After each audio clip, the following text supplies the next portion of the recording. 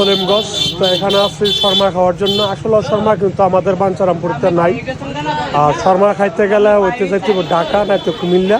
মহাসিন ভাইয়ের ইয়াটা কোথায় রেস্টুরেন্টটা?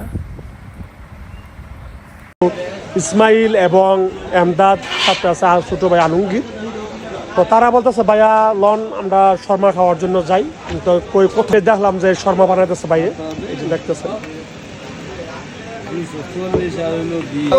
অল্প কত লাগাইছি মানে আমার তো দেখবাই নাই, বাইক ভালো লাগতো না। আবার কাজে দেখতে গেলে আবার লাগবো। আমি কাম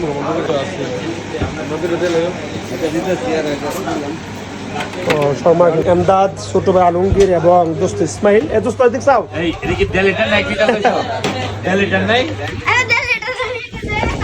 শর্মা কিন্তু লেডি তোমাদের জন্য। শর্মা রে শর্মা, আমি খাই তো শর্মাই। বিসমিল্লাহির রহমানির রহিম।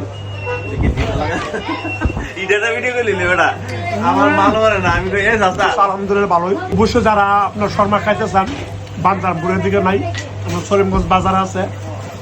আমার দোকান আমার ইসমাইলের এটা তোরা ভিডিও চালান দেবো। খা খা আপনি